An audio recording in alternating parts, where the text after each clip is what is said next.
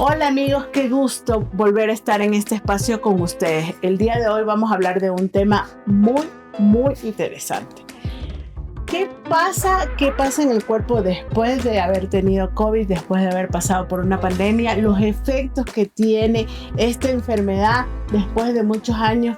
¿Qué le pasa al cuerpo? ¿Qué le pasa al cerebro? ¿Qué le pasa al corazón? ¿Qué le pasa a muchos órganos? Pero para eso tenemos un invitado muy especial y nos acompaña este día el doctor Ricardo Cortés, que es médico internista. Doctor, muchas gracias por aceptar nuestra invitación y bienvenido a este espacio. Gracias a ustedes por interesarse por la salud, realmente por la vida del paciente y por lo que está pasando hoy después del COVID. Perfecto, doctor. Pero amigos, antes de eso, antes de conversar con el doctor y que nos cuente todas esas historias y de todo lo que tenemos que saber, queremos ver un reportaje que hemos preparado para ustedes. Ya regresamos, no se vayan.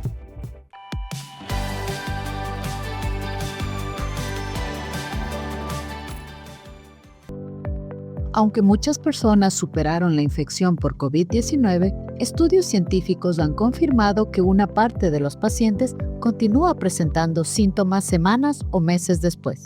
A esta condición se la conoce como COVID prolongado o post-COVID. Según la Organización Mundial de la Salud, aproximadamente 6 de cada 100 personas que tuvieron COVID desarrollan síntomas persistentes que pueden durar meses.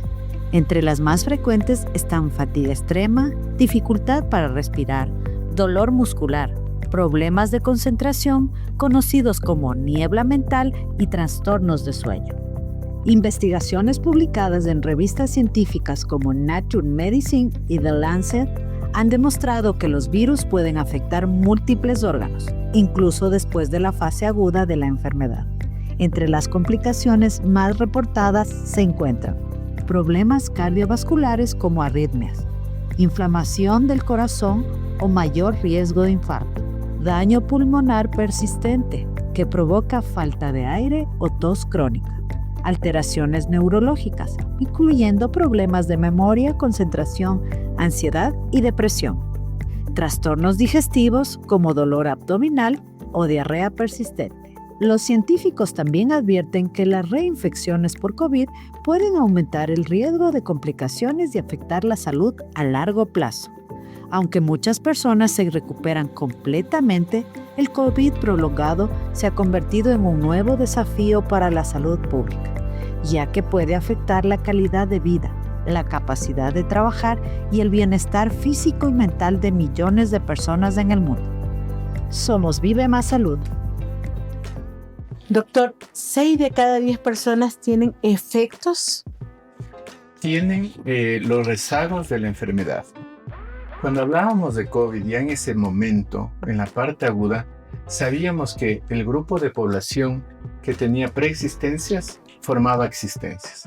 Entonces, el prehipertenso se mostraba como hipertenso, el prediabético con la glucosa más elevadas. Y asimismo, ciertos tipos de enfermedades autoinmunes, dermatológicas, psicológicas, mentales, producían este tipo de conversión. Y nos preguntábamos después, al final de cuentas del COVID, ¿será que se cortó la pandemia y dejaron de aparecer síntomas? Pues estamos viendo que no. Y si lo vamos a categorizar por etapas de vida, podemos ir desde los prematuros, desde los recién nacidos, adolescentes y niños y adultos.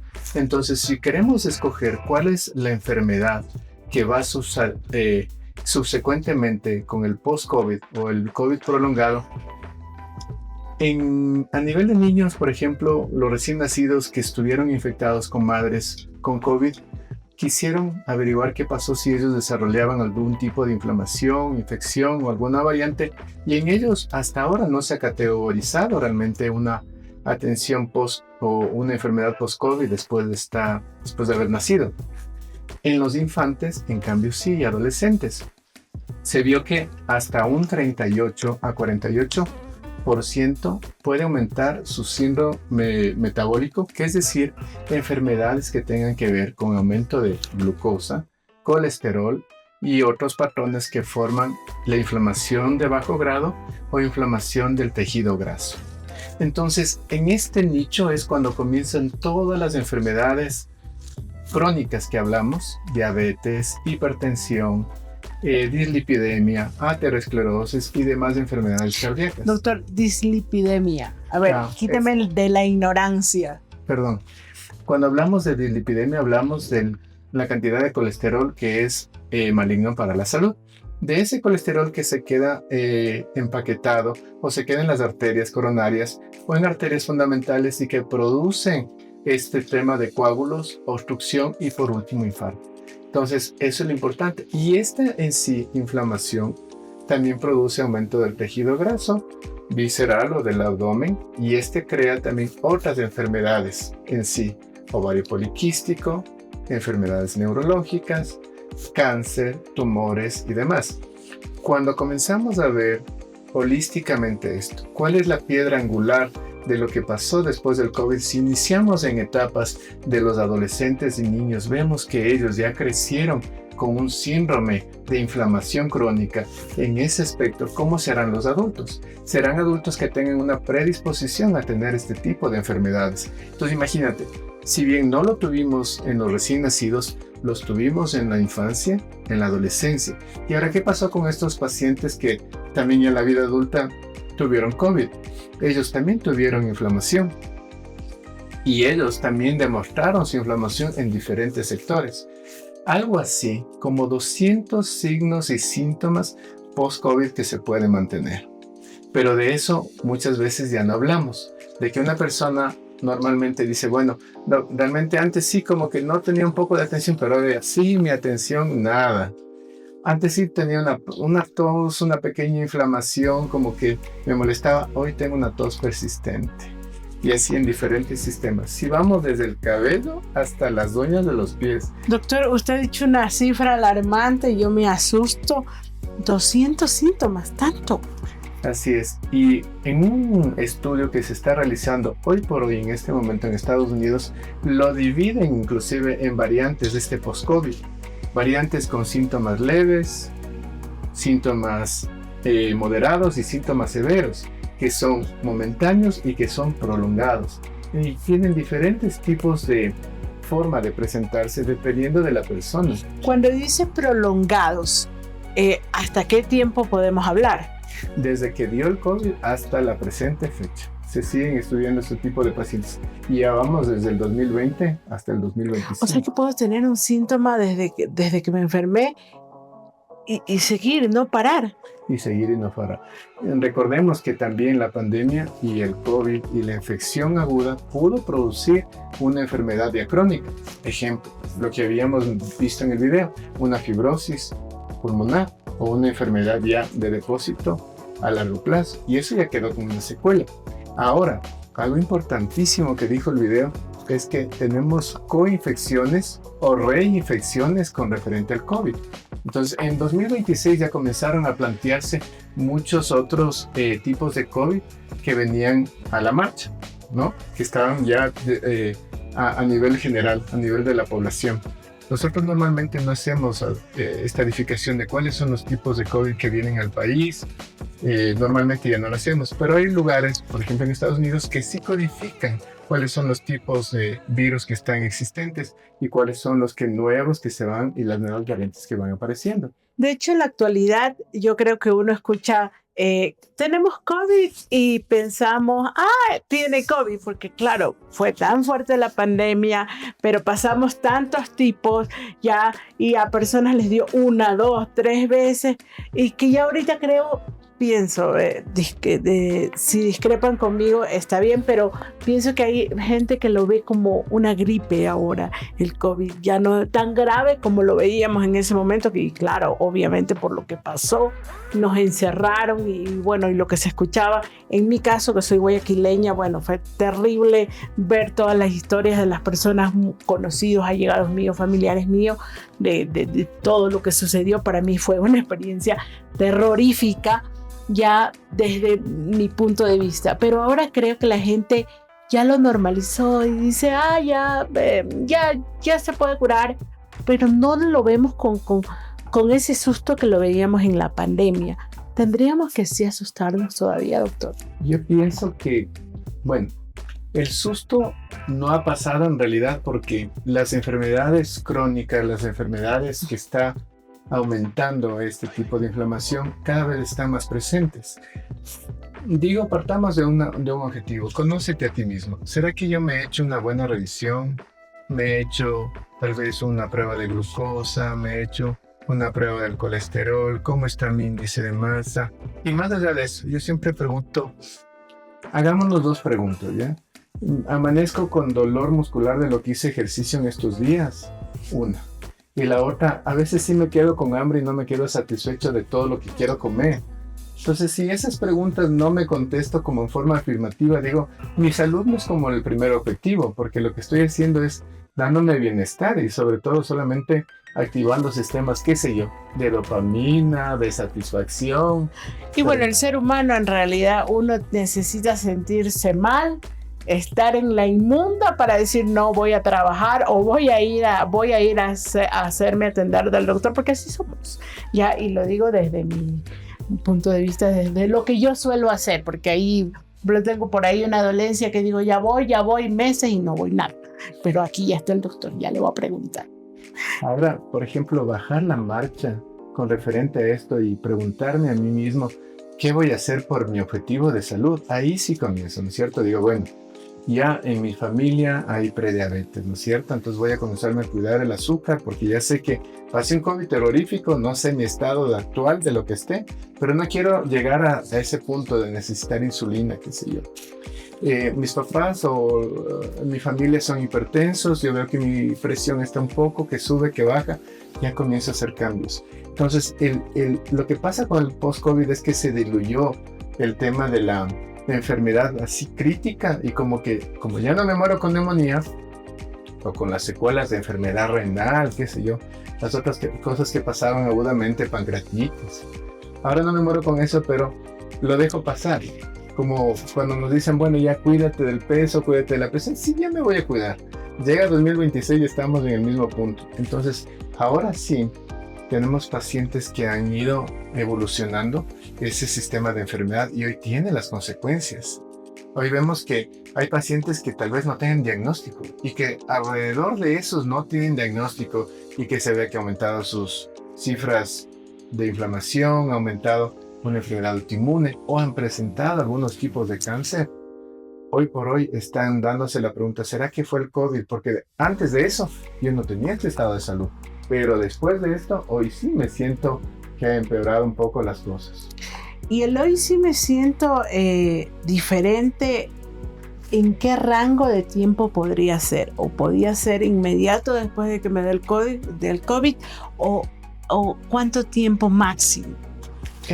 Eso va a depender mucho de la persona, del grupo de población, de la reserva fisiológica, de la reserva que tenía para hacer ejercicio, de su reserva de normalidad que tenía, de buena salud que tenía. Va a depender también de su parte psíquica, de cómo se asume, cómo esa persona se presenta, cómo ella se hace una autodeterminación que a veces no se lo hace. Y nosotros tenemos varias etapas, porque por ejemplo tengo un paciente que ya de por sí tenía algún proceso de inflamación, una enfermedad autoinmune, que sea una catastrófica, una diabetes mal controlada, y ya se sentía mal y le da el COVID y después de eso queda mucho más ese sistema más vulnerable y se siente mucho peor la persona. Pero tenía pacientes, por ejemplo, tenía una paciente que hacía bicicleta, ¿ya? Inclusive que tuvo COVID durante su tiempo para prepararse a una competencia. Decía, Doc, tengo que hacer las 80K por poco y necesito que usted me ayude. Entonces, hicimos un trabajo con ella y claro, después de eso sí decía, oye, me siento pero mal. Pero ella se lanzaba a los 50 kilómetros. Yeah. Pero en cambio uno así normalmente no debe ser. Entonces va a depender mucho de la persona. Yo ni 5. De tu estado, exactamente, de tu estado basal, de lo que hacían. Por eso yo pienso que la cuestión no es cuántos síntomas tal vez me da de COVID, sino qué estoy haciendo con el que persistentemente me está llegando a mí. ¿Y qué voy a hacer? ¿Cómo me planifico para salir de esto? ¿Cuál es el objetivo que voy a hacer? Y ahí sí, conjuntamente con el profesional, saber cuál es la directriz, cuál es el camino ideal para poderlo hacer. Porque lógicamente aquí son objetivos. Yo cuando, por ejemplo, trato a un paciente, yo le pregunto cuál es su objetivo, qué quiere hacer, porque yo necesito ayudarle. no necesito llenarle de tabletas o de tratamientos o de fisios, sino necesito saber cuál es el objetivo. Hay personas que dicen, vea, doc, yo con tal de jugar el fin de semana con mis hijos y que no me duele la espalda y estar chévere. Otros me dicen, tengo pacientes en esta categoría, doc, me estoy preparando para la maratón de Boston, ayúdenme. Yo digo, claro, cada uno va a tener su enfoque, cada uno va a tener su objetivo, pero lo importante es, ¿cuál es mi objetivo en este momento? Si mi objetivo es quedarme estático, si mi objetivo solamente es llegar hasta un punto a trabajar y máximo, pues lógicamente hay que encontrar eso con el paciente y decirle, bueno, ¿qué más vamos a hacer? ¿Cómo quieren mejor estar?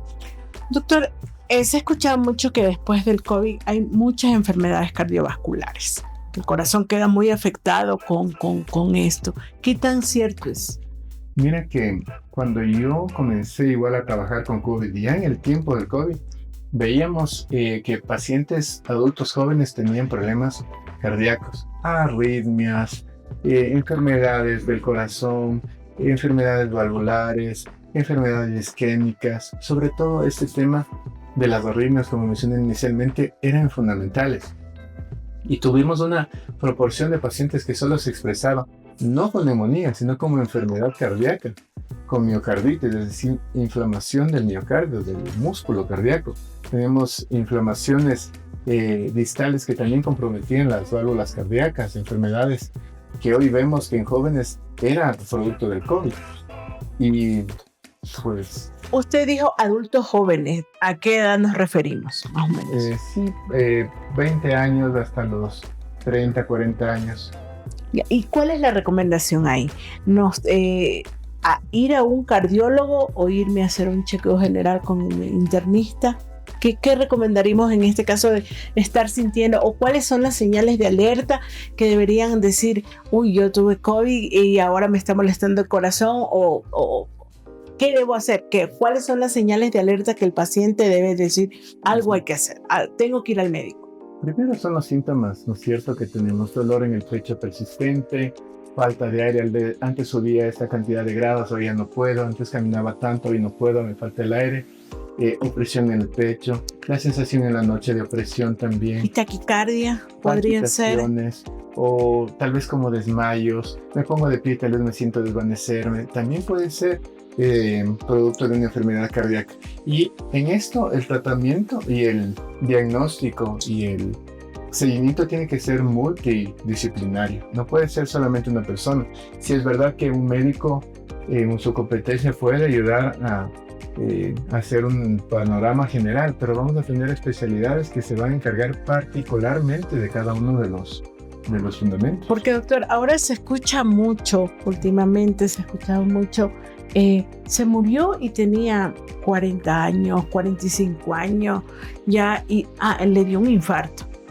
Ya, puede ser que tuvo una señal de alerta y no, porque uno ahora atribuye, por ejemplo, antes subía las escaleras con tacos y ahora me canso, ahora esto, y dice, uno ¿qué dice? Es la edad, pero quizá no es la edad, quizá hay algo más atrás que no le ponemos la atención que deberíamos. Claro que sí, y no solo eso, que la edad no es un factor en sí, ¿no? Es un factor dependiente, pero no es como que le podemos poner toda la causalidad, todos los efectos y todos los síntomas solamente a la edad. Tenemos que saberlos particularizar por edad y como mencionábamos antes, es lo que fisiológicamente, lo que nosotros habíamos ganado en competencia en nuestra salud previa. Entonces, hoy por hoy, fijémonos cuáles son nuestros objetivos de tratamiento, cuáles son nuestros objetivos que también de vida que queremos ser, ¿no es cierto? Para que justamente estas enfermedades cardíacas no lleguen a su fin, sino decir, bueno, voy a comenzar a hacer caminata, ya comienzo a planificarme. Y estos, por ejemplo, aparatos tipo sensores que tenemos hoy, relojes inteligentes, demás, un saturador de oxígeno inclusive, nos pueden dar la señal de cómo están, si estoy haciendo una arritmia, está bien mi frecuencia cardíaca o no. He seguido bastante a muchas personas que han venido a la consulta simplemente porque les dio una alarma en el celular y dice, no, paso con esta alarma que me está diciendo que llego a 100 no sé cuánto, y le digo, sí, ¿y en qué momentos? Y vamos viendo con ellos ¿qué está pasando? Hoy tenemos, claro, un poco más de tecnología que nos puede ayudar. Y lo que pasó en la pandemia fue algo súper crítico porque cada familia tenía su saturador de oxígeno. Claro, sí. Y por ahí lo encontramos uno, pero no lo utilizamos bien porque decimos, bueno, todos Sí, estamos yo bien. tengo uno guardado por ahí. Yo lo escucho al doctor y me hace así el corazón. Ay, Dios mío, qué miedo. Pero bueno, la verdad es que es responsabilidad nuestra ir a la consulta, aunque sea hacernos un chequeo general, no importa si no tengamos síntomas, que nos dé esa tranquilidad de que estamos bien, de que vamos por el camino correcto. Doctor, se ha hablado mucho de la salud mental. ¿El COVID también afectó la salud mental? Mira que hay una relación tan uno a uno. Es decir, en los síntomas del COVID prolongado, teníamos cierto tipo de personas que tenían mayor predisposición para hacer COVID prolongado. Depresión, esquizofrenia, ansiedad. Algunos trastornos de la personalidad hacían que la persistencia de síntomas post-COVID se queden fijos. Y aún así, personas que tenían también este tipo de, tal vez, comorbilidades, también desarrollaban un post-COVID. Entonces mira que tienes una relación como muy en paralelo, ¿ya? Entonces, cuando nosotros vimos que habían pacientes ya en la fase aguda que tenían algunos rasgos, ¿no? El distímico, el que estaba un poco triste, el que estaba un poco apático, sí, tal vez cayó después de una depresión o es una depresión manifiesta. El que tenía a veces, como dicen, bueno, me da la taquicardia del doctor, la bata blanca y todo eso, sí, o un poco más, ya producían ya ansiedad, ya manifiesta, y así. Entonces tenías también, como habíamos hablado de las preexistencias, las existencias, asimismo en salud mental. Y esto más interesante hablando de la niebla mental, que es esa característica de no poder tener un pensamiento activo, ávido, que está ahí presente en todo momento, sino se me va la idea. Estoy comenzando a hacer algo y se me fue la idea. Entonces, o estoy así como abrumado, como una bruma, pasa por el día, viene en la mañana, ya para la tarde un poquito mejor, como algo, tal vez se prendió el foquito y después otra vez desvanece. Esta también tiene que ver con el post-COVID. Yo lo escucho al doctor y estoy aquí paniqueadísima con lo que el doctor está diciendo porque digo, uy no, yo tengo eso, así, después de que terminemos el programa aquí lo voy a coger al doctor porque si no, estoy fregada. Doctor, cuéntenos, ¿cuál de las enfermedades podría ser la más grave? Yo pienso que la más grave es, mira, yo pongo así, es como el cangrejo. Qué rico que es el cangrejo. Calientito y se va muriendo. Ya. Hasta que hirvió la olla, ya. Yo pienso que las enfermedades crónicas son las que están matando más personas. Diabetes, hipertensión, enfermedad cerebrovascular, enfermedad cardíaca, porque a la final, bueno, me da algo crítico y digo, no, tengo que salir de esto y hago activamente un fundamento, hago algún principio, movilizo recursos, pero en cambio cuando estoy en la enfermedad crónica, no, o sea, un año pasadito de peso, 6 meses más, 8 meses más, sigue pasando el tiempo y después. Y el tiempo que pasa tan rápido, doctor. O sea, ahorita estamos quemando el año viejo y de ahí ya estamos en carnaval. Aquí es así ahora. Doctor, en los adultos mayores, en enfermedades como Alzheimer, demencia senil, ¿puede ser que el COVID también influye en eso o no? Todo va en un sistema de inflamación. En algunas personas con mayor cantidad, en otras con menos, pero el proceso degenerativo va a seguir. Se siguen estudiando cuáles son las correlaciones, ¿ya? Y a estos también se fundamentan otras situaciones más. Si ya bien tenemos un proceso de inflamación que hemos hablado, de inflamación de bajo grado, que aumenta el tema de los cambios metabólicos, enfermedad cerebrovascular y algunos tipos de demencias vasculares, pues lógicamente esos también van a afectar a las preexistencias. Es decir, que si sobre mojado ya cae un aguacero más, lógicamente el ambiente va a estar mucho más en caos, ¿no? Entonces, asimismo, las enfermedades mentales, que son un sinnúmero y son mucho más difíciles de entender por todos los procesos que tienen, el tener un proceso inflamatorio crónico no va a aportar realmente en bienestar a ese paciente, un post-COVID. Y eso más las repercusiones diarias que estamos viviendo, las náuseas, las lesiones diarias que tenemos, el uso de móviles, el uso de dispositivos y de programas de 3 segundos, cosas que nos están desvinculando de un proceso largo de pensamiento. Imagínense cómo vamos a estar impactando eso en la salud mental. Terrible. Doctor, en porcentaje, usted en lo que ha visto en su consulta médica, en su consulta privada, en su consulta pública, ¿cuál es el porcentaje que se ve actualmente en nuestro país o en lo que usted ve en la consulta de pacientes que llegan con nuevas cepas de COVID? Como le mencionaba inicialmente, ya no estamos haciendo un tamizaje de cuál es la variante que estamos cursando cada momento, cada semana, ¿no? Y por tanto no sabemos. Lo que sí, normalmente lo que yo pido es que se hagan una dosificación de anticuerpos para ver cómo van. Y si hay alguna enfermedad que está o solapada o que está apareciendo de forma más aguda, más agresiva, sí pedir un tema de un tamizaje para ver cómo están. Tamizaje. Ajá. Ya, ¿cómo se pide? ¿Cómo voy al laboratorio clínico y hágame un tamizaje o voy al médico directamente para que el doctor me mande el tamizaje? Hágame las orejas. Normalmente no estamos ya, o no se piden normalmente los anticuerpos para ver, pero esos son los únicos que nos pueden inducir que si hay una respuesta inflamatoria, si nosotros tenemos por lo menos un control nosotros de 6 meses, 3 meses, 1 año de cómo estuvieron los anticuerpos. Ejemplo, ¿hace cuánto se vacunó? Uy, no me acuerdo. Será el 2022, 2023. Sí. Se supone que esos anticuerpos ya deberían haber bajado porque usted ya no presenta una nueva vacuna de una nueva variante recientemente. Pero si tenemos unos anticuerpos y me dan que usted ha tenido ya altísimos y que recién ha comenzado, como dice el mes de mayo, entonces podemos inferir que en ese tiempo usted nuevamente se contagió de COVID porque no se ha vacunado entonces. Entonces, ¿cuál es nuestra respuesta? Tenemos que siempre saber cómo están nuestros anticuerpos, sobre todo si estamos pensando en hacer un tratamiento holístico, si queremos ver si realmente nosotros estamos pasando una infección.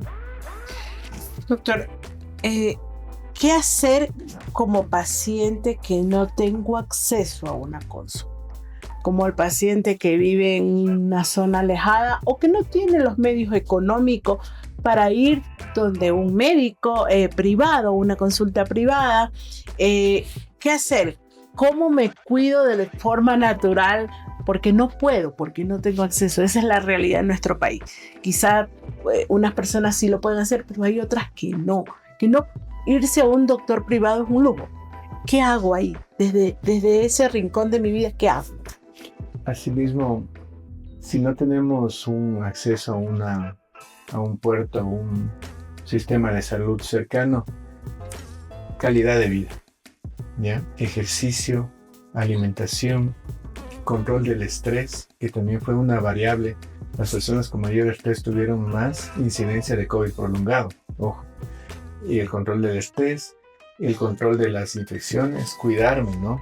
Lavado de manos, medidas higiénicas, ¿ya? El uso de una mascarilla en lugares públicos si es que no me quiero contagiar de algo. Entonces, hay cosas que nosotros sí tenemos y podemos hacer sin tener el tema del acceso al médico. Es más, muchas veces pacientes que se ven regularmente con el médico no lo hacen.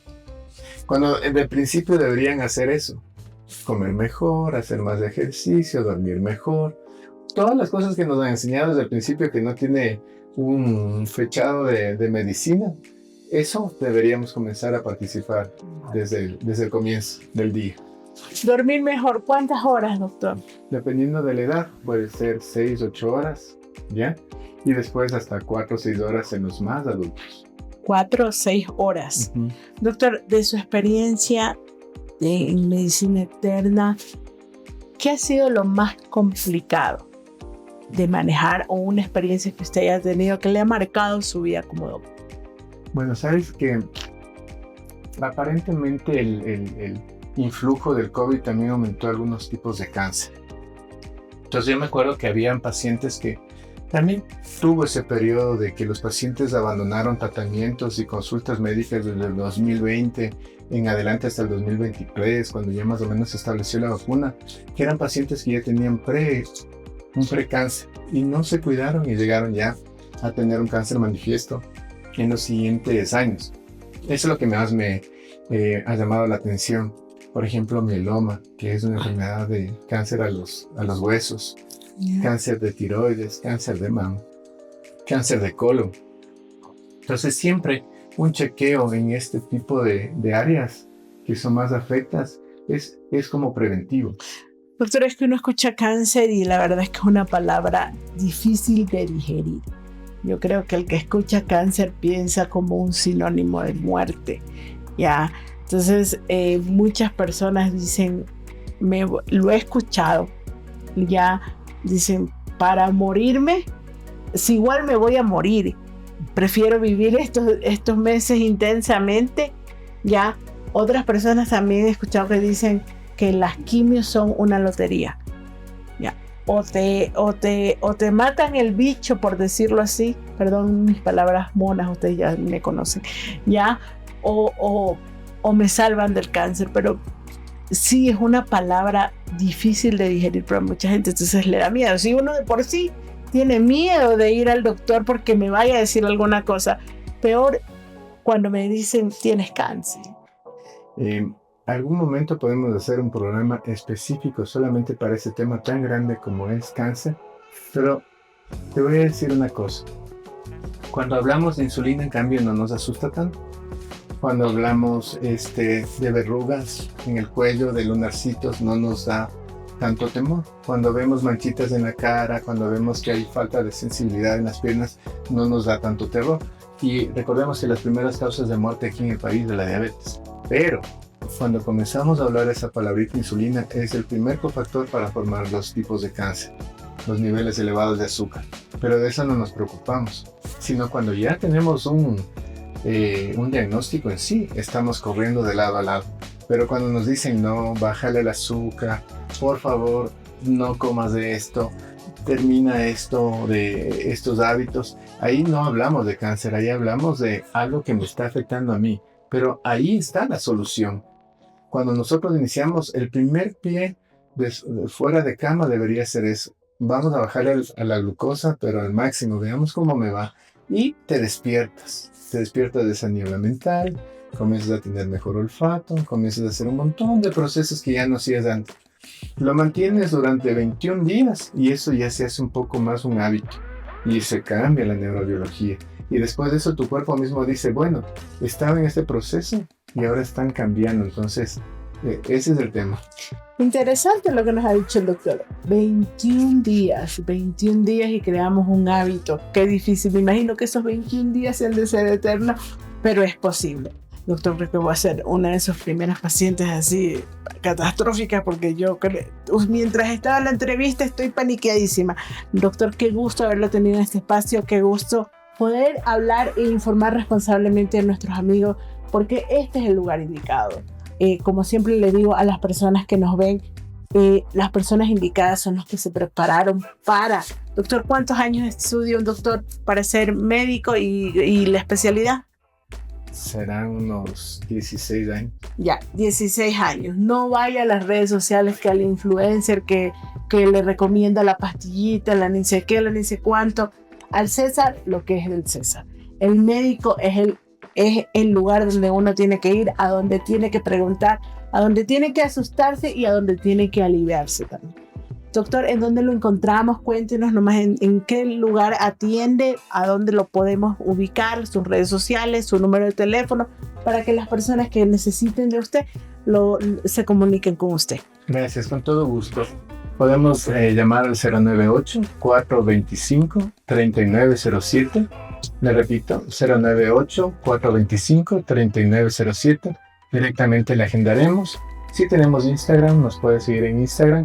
Tenemos un consultorio bastante adecuado, donde van a tener toda la oportunidad de conversar.